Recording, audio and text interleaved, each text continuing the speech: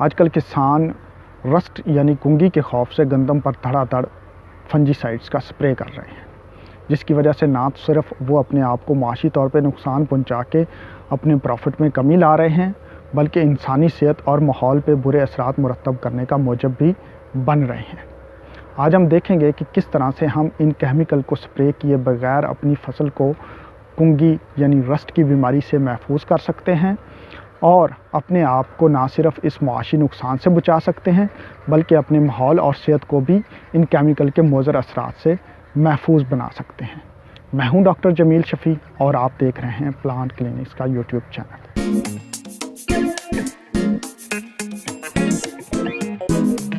क्या आपने कभी किसी डॉक्टर को बीमारी आने से पहले एंटीबायोटिक्स रिकमेंड करने देखा है, या किसी मरीज़ को एंटीबायोटिक का इस्तेमाल बीमारी आने से पहले करते हुए देखा है? अगर देखा है तो आप भी इन केमिकल्स का स्प्रे करते रहें, और अगर नहीं देखा तो फिर आप क्यों अपने फसल पे बीमारी आने से पहले केमिकल्स का स्प्रे धड़ाधड़ कर रहे हैं? हम में से कुछ किसान ऐसे हैं जो नई टेक्नोलॉजी बिल्कुल भी अपनाना नहीं चाहते। वो वही तरीके अपनाते हैं वो जो हमारे बाप दादा से चले आ रहे हैं। लेकिन कुछ किसान ऐसे हैं जो नई टेक्नोलॉजी तो अपनाना चाहते हैं, लेकिन वो हर उस चीज़ को अप्लाई कर देते हैं जो उसको कोई भी रिकमेंड करता है। बगैर देखे बगैर सोचे वो हर चीज़ को अपनी फसल पे अप्लाई कर रहे होते हैं, जिसकी वजह से बहुत सारे नुकसानात होते हैं। इन्हीं नुकसानात में से केमिकल्स का नुकसान आता है कि गंदम की कुंगी का खौफ इतना फैला दिया गया है कि किसान अब आलू की तरह 5-5, 6-6 स्प्रे गंदम पे भी कर रहे हैं। हालांकि गंदम एक ऐसी फसल है जो कि सबसे आसान समझी जाती है और जिसको सबसे कम केयर की ज़रूरत होती है। किसान दोस्तों, अल्लाह ताला ने गंदम में बहुत ज़्यादा क़ुव्वत मुदाफ़ियत रखी हुई है, जो कि बहुत सारे कीड़ों के साथ साथ बहुत सारी बीमारियों से भी खुद ब खुद बच सकती है। किसान दोस्तों, केमिकल्स दो तरह के होते हैं जो आम तौर पे हम इस्तेमाल करते हैं। एक केमिकल होते हैं प्रिवेंटिव और दूसरे होते हैं क्यूरेटिव, और बाज़ औक़ात इनका मिक्सचर भी आता है, प्रिवेंटिव प्लस क्यूरेटिव। अब प्रिवेंटिव ऐसे केमिकल्स होते हैं जो बीमारी आने से पहले स्प्रे किए जाते हैं, और क्यूरेटिव ऐसे केमिकल्स होते हैं जो बीमारी आने के बाद स्प्रे किए जाते हैं, यानी कि वो इलाज के तौर पे इस्तेमाल होते हैं। अब इन केमिकल्स के मोड ऑफ एक्शन में भी फ़र्क है।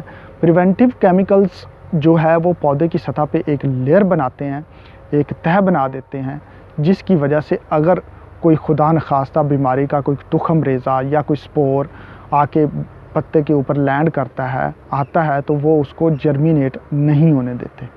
जबकि क्यूरेटिव केमिकल्स जो कि बचाव के लिए यानी इलाज के लिए इस्तेमाल होते हैं, वो ऐसे केमिकल्स होते हैं जो कि पौधे के जिस्म के अंदर दाखिल हो जाते हैं, और फिर जहाँ पे भी बीमारी मौजूद हो, वो चाहे पौधे के अंदर मौजूद हो या पौधे की सतह पे मौजूद हो, उसको कंट्रोल करते हैं। लेकिन हम जो आजकल केमिकल्स कर रहे हैं वो या तो दोनों का मिक्सचर होते हैं या फिर वो क्यूरेटिव होते हैं जो कि पौधे के जिस्म में दाखिल हो जाते हैं। अब ये जो क्यूरेटिव केमिकल्स हैं जो कि पौधे के जिस्म में दाखिल हो जाते हैं, इनको हम सिस्टेमिक केमिकल्स भी कहते हैं। इनके बहुत सारे मुज़र असरात हैं। एक तो ये है कि ये पौधे के जिस्म में दाखिल होते हैं, जिसकी वजह से इनकी बाकियात गंदम के दानों में बाकी रह जाती हैं, और जब हम उस गंदम को खाते हैं तो वो हमारे जिस्म में भी पहुंच जाती हैं, जिसकी वजह से हमारी सेहत पे भी बुरे असरात पड़ते हैं। इसके अलावा ये केमिकल्स बीमारी में क़ुव्वत मुदाफ़ियत भी पैदा करते हैं, जिसकी वजह से जब वो बीमारी एक्चुअली आती है तो वो अपना असर खो बैठते हैं, और हम समझते हैं कि कंपनी हमें 2 नंबर केमिकल्स सेल कर रही है। हालांकि ऐसे नहीं होता। होता ये है कि हम केमिकल का दानिशमंदाना इस्तेमाल नहीं करते, जिसकी वजह से बीमारी में क़ुव्वत मुदाफ़ियत आ जाती है और वो केमिकल अपना असर खो देता है। यही गंदम में हो रहा है। आजकल गंदम में 5-5, 6-6 स्प्रे रिकमेंड किए जा रहे हैं, हालांकि ऐसा नहीं होना चाहिए। अगर तो आपने ऐसी वैरायटीज़ लगाई हुई हैं जिनमें रस्ट के ख़िलाफ़ क़ुव्वत मुदाफ़ियत मौजूद है, तो आपको स्प्रे करने की ज़रूरत ही नहीं है। अगर उन पे थोड़ी बहुत रस्ट आ भी जाती है तो वो उसको बर्दाश्त कर लेंगी और आपकी पैदावार पर नेगेटिव असरात नहीं होंगे। लेकिन अगर खुदा न खास्ता आपने ऐसी वैरायटीज़ लगाई हुई हैं जिनमें क़ुव्वत मुदाफ़ियत या तो कम हो चुकी है या बिल्कुल नहीं, तो उस सूरत में आपको अपनी फसल की पेस्ट कॉटिंग करनी होगी। यानी उसमें रोज़ाना की बुनियाद पे ये 2 हफ्ते जाना होगा और उसमें देखना होगा कि उसमें रस्ट की बीमारी का हमला हुआ है या नहीं हुआ। अगर तो उसमें रस्ट की बीमारी का हमला नहीं है तो आपको इन क्यूरेटिव यानी कि सिस्टेमिक जहरों के इस्तेमाल की ज़रूरत नहीं है।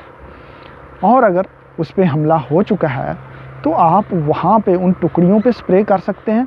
लेकिन अगर आप करना चाहें तो उस सूरत में आप कर भी सकते हैं सारे खेत पे स्प्रे, लेकिन सिस्टेमिक जहरों का इस्तेमाल उसी वक्त करें जब आपके खेत में बीमारी की अलामात जहर हो जाएं। उसके अलावा स्प्रे हरगज़ ना करें। अब आप चाहते हैं कि आपके खेत में बिल्कुल भी बीमारी ना आए, तो उसके लिए मैं आपको एक फार्मूला देने जा रहा हूं। आप उस पर अमल करें, इंशाल्लाह आपके खेत में बीमारी नहीं आएगी। उसके लिए करना क्या है कि आप अगर प्रिवेंटिव स्प्रे करने जा रहे हैं तो आप सल्फ़र को कर सकते हैं। सल्फ़र एक बहुत ही अच्छी प्रिवेंटिव फंजीसाइड है, हिफाजती केमिकल है, जो कि रस्ट को आपकी फसल के ऊपर अगर उसके स्पोर्स आते हैं तो उनको जर्मिनेट नहीं होने देती और आपकी फसल महफूज रहती है। आपने क्या करना है कि 300 ग्राम सल्फ़र लेके उसको 100 लीटर पानी में हल करना है और वो अपने खेत पे स्प्रे करवा देनी है। सल्फ़र आपके पत्तों के ऊपर एक लेयर बना देगी और खुदा न खास्ता कहीं से उड़ते हुए स्पोर आपकी फसल तक पहुंच भी जाते हैं तो वो वहाँ पे जर्मिनेट नहीं कर पाएंगे और इतने दिनों में आपकी फसल जो है वो एस्केप कर जाएगी। इसके अलावा अगर आपकी फसल कहीं से कमज़ोर नज़र आ रही है, पीली है थोड़ी बहुत, तो जब आप सल्फ़र का स्प्रे कर रहे हों तो उसमें आप 2 किलो यूरिया, 2 किलो पोटाश और चाहें तो 1 किलो ज़ोरावर, इन तीनों चीज़ों को मिक्स करके सल्फ़र के साथ स्प्रे कर सकते हैं। इसकी वजह से क्या होगा कि आपका जो फ्लैग लीव है वो ज़्यादा सेहतमंद होगा, ज़्यादा खुराक पैदा करेगा और जिसकी वजह से दाने भी मज़बूत पैदा होंगे। अगर आप ये साथ में शामिल कर सकते हैं तो अच्छी बात है। इसकी वजह से क्या होगा कि आपकी पैदावार में एक स्प्रे करने से कम 1 से 1.5 मन का इजाफा हो सकता है। आप इस स्प्रे को रिपीट भी कर सकते हैं 10 दिन के वक्फे से। ये स्प्रे 2 दफ़ा, 3 दफ़ा, 4 दफ़ा भी रिपीट किए जा सकते हैं। आखिर में मैं फिर से कहूँगा कि खुदारा अपनी गंदम पे बेजा स्प्रे ना करें। इसके बहुत सारे नुकसान आते हैं जो आपको अभी नज़र नहीं आ रहे, फ्यूचर में नज़र आएंगे। इसी के साथ आपसे इजाज़त चाहूँगा। अल्लाह।